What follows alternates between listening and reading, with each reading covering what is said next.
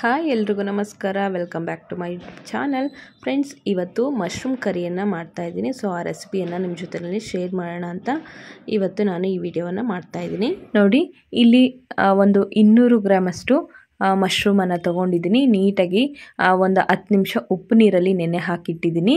ಚೆನ್ನಾಗಿ ವಾಶ್ ಮಾಡ್ಕೊಂಡಿದ್ದಾದಮೇಲೆ ನೋಡಿ, ಈ ರೀತಿ ಎರಡೆರಡು ಪೀಸಾಗಿ ಕಟ್ ಮಾಡಿ ಇಟ್ಕೊಂಡಿದ್ದೀನಿ. ನೋಡಿ, ಇವಾಗ ಇದನ್ನು ಫಸ್ಟು ನಾವು ಮ್ಯಾರಿನೇಟ್ ಮಾಡ್ಕೊಳ್ಬೇಕಾಗತ್ತೆ. ಅದಕ್ಕೆ ನೋಡಿ, ಒಂದು 3 ಸ್ಪೂನಷ್ಟು ಮೊಸರನ್ನು ಹಾಕ್ಕೋತಾ ಇದ್ದೀನಿ. ಹಾಗೆಯೇ ಅದ್ರ ಜೊತೆಯಲ್ಲಿ ಸ್ವಲ್ಪ ಗರಂ ಮಸಾಲ, ಹಾಗೆಯೇ ಸ್ವಲ್ಪ ಧನಿಯಾ ಪೌಡರ್, ಹಾಗೆಯೇ ಖಾರಕ್ಕೆ ನೋಡ್ಬಿಟ್ಟು ಹಾಕ್ಕೊಳ್ಳಿ. ಒಂದು 2 ಸ್ಪೂನಷ್ಟು ಹಾಕ್ಕೊಳ್ತಾ ಇದ್ದೀನಿ. ಆಮೇಲೆ ಕೂಡ ಒಗ್ಗರಣೆಗೂ ಹಾಕ್ಕೋಬೇಕು ಹಸಿಮೆಣ್ಸಿನ್ಕಾಯಿ.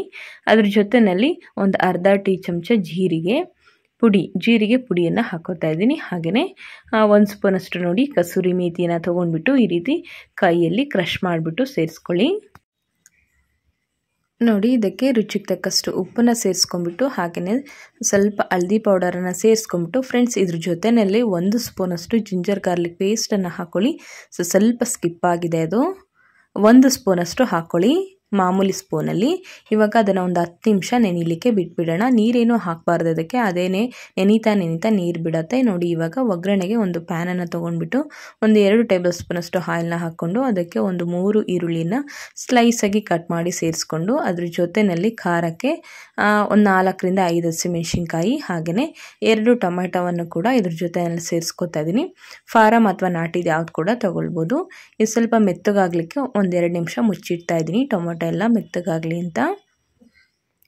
ನೋಡಿ, ಇವಾಗಿದು ಸ್ವಲ್ಪ ಮೆತ್ತಗಾಗಿದೆ ಚೆನ್ನಾಗಿ. ಇದ್ರ ಜೊತೆಯಲ್ಲಿ ಸ್ವಲ್ಪ ಹಳದಿ ಪೌಡರನ್ನು ಹಾಕೋತಾ ಇದ್ದೀನಿ. ಕಲರ್ ಚೆನ್ನಾಗಿ ಬಿಡತ್ತೆ ಈ ಎಣ್ಣೆಲಿ ಹಾಕೋದ್ರಿಂದ. ಹಾಗೆಯೇ ಇವಾಗ ನಾವು ಮ್ಯಾರಿನೇಟ್ ಮಾಡಿರೋಂತಹ ಮಶ್ರೂಮ್ ಎಲ್ಲನೂ ಸೇರಿಸ್ಕೊಳ್ಳೋಣ. ತುಂಬಾ ಚೆನ್ನಾಗಾಗುತ್ತೆ ಫ್ರೆಂಡ್ಸ್. ಇದನ್ನು ಮಾಡಲಿಕ್ಕೆ ಜಸ್ಟ್ ಒಂದು 10 ನಿಮಿಷ ಆದರೆ ಸಾಕು, ನಾವು ಬೇಗ ಮಾಡ್ಕೊಳ್ಬೋದು. ನೋಡಿ, ಇವಾಗ ನೀಟಾಗಿ ಮಿಕ್ಸ್ ಮಾಡು, ನೀರೇನು ಹಾಕಲಿಕ್ಕೆ ಹೋಗಬಾರ್ದು. ಮಿಕ್ಸ್ ಮಾಡಿಬಿಟ್ಟು ಲಿಡ್ನ ಕ್ಲೋಸ್ ಮಾಡಿ ಅದು ಒಂದು 3/4% ಚೆನ್ನಾಗಿ ಬೆಂದ್ಕೊಳ್ಬೇಕು. ನೀರು ಕೂಡ ಡ್ರೈ ಆಗಬೇಕು, ಇಟ್ಬಿಡಿ. ಇವಾಗ ಒಂದು ಮಿಕ್ಸಿ ಜಾರಲ್ಲಿ ನೋಡಿ ಸ್ವಲ್ಪ ಗೋಡಂಬಿಯನ್ನು ಇದನ್ನು ಪೌಡರ್ ಮಾಡ್ಕೊಳ್ಬೇಕಾಗತ್ತೆ, ನೀರೇನು ಹಾಕ್ದೇನೆ. ಇವಾಗ ಒಂದು 7ರಿಂದ 8 ನಿಮಿಷ ಆಗಿದೆ. ಇದು ಐ ಫ್ಲೇಮಲ್ಲಿ ಇಟ್ಟಿದ್ದೆ ನಾನು. ನೋಡಿ, ಚೆನ್ನಾಗಿ ಕುಕ್ ಆಗಿರತ್ತೆ. ನೋಡಿ, ಒಂದು 3/4% ಇದು ಕುಕ್ ಆಗಿದೆ. ನೀರು ಕೂಡ ಸ್ವಲ್ಪ ಮಿಕ್ಕಿದೆ. ಈ ಟೈಮಲ್ಲಿ ಏನು ಮಾಡಬೇಕಂದ್ರೆ ನೋಡಿ, ನಾವು ಇದನ್ನು ಪೌಡರ್ ಮಾಡಿ ಇಟ್ಕೊಂಡಿದ್ವಲ್ವ, ಇದನ್ನೇನು ಫ್ರೈ ಮಾಡೋದೇನು ಬೇಡ. ಗೋಡಂಬಿನ ಜಸ್ಟ್ ಹಾಗೇ ಪೌಡರ್ ಮಾಡ್ಕೊಳ್ಬೇಕಷ್ಟೇ. ಇವಾಗ ಇದಕ್ಕೆ ಸೇರಿಸ್ಕೊಂಡ್ಬಿಟ್ಟು ಒಂದೊಳ್ಳೆ ಮಿಕ್ಸ್ ಕೊಡಿ. ಇದನ್ನು ಒಂದು 2 ನಿಮಿಷ ಮುಚ್ಚಿಡಿ. ಇದು ಸ್ವಲ್ಪ ಕುಕ್ ಆಗಬೇಕು, ಆವಾಗ ಕ್ರೀಮಿಯಾಗಿ ಸ್ಟ್ರಕ್ಚರ್ ತುಂಬ ಚೆನ್ನಾಗಿ ಬರುತ್ತೆ.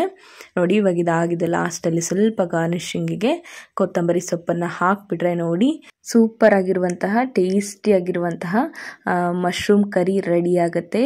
ಸೂಪರಾಗಿರುತ್ತೆ ಫ್ರೆಂಡ್ಸ್. ಇದನ್ನು ನೋಡಿ, ಇವಾಗ ಸ್ಟವ್ನ ಆಫ್ ಮಾಡ್ಕೊಂಬಿಡಿ ಅಷ್ಟೇ. ಇವಾಗ ನಾನು ಇದನ್ನು ಒಂದು ಪ್ಲೇಟಿಗೆ ಸರ್ವ್ ಮಾಡ್ಕೊಳ್ತಾ ಇದ್ದೀನಿ. ನೋಡಿ, ಸ್ವಲ್ಪ ಅದು ಬಿಸಿ ಬಿಸಿ ಇರುವಾಗ ಸ್ವಲ್ಪ ತೆಳುವಂತ ಅನ್ನಿಸ್ತಿತ್ತಲ್ವ, ಇವಾಗ ನೋಡಿ ಯಾವ ರೀತಿ ಬಂದಿದೆ ಅಂತ. ಕರೆಕ್ಟಾಗಿ ಪರ್ಫೆಕ್ಟಾಗಿ ಬರುತ್ತೆ. ಇದನ್ನು ನೀವು ಚಪಾತಿಗೆ, ರೊಟ್ಟಿಗೆ ಅಥವಾ ರೈಸಿಗೆ ಯಾವುದಕ್ಕೂ ಕೂಡ ಒಳ್ಳೆ ಕಾಂಬಿನೇಷನ್ ಅಂತಲೇ ಹೇಳ್ಬೋದು. ಸೊ ತುಂಬಾ ಚೆನ್ನಾಗಾಗಿದೆ. ಸೊ ನೀವು ಕೂಡ ಒಮ್ಮೆ ಟ್ರೈ ಮಾಡಿ, ಹಾಗೆಯೇ ಹೇಗೆ ಅನ್ನಿಸ್ತು ಅಂತ ಕಮೆಂಟ್ ಬಾಕ್ಸಲ್ಲಿ ತಿಳಿಸಿ. So thank for watching my video. Bye bye.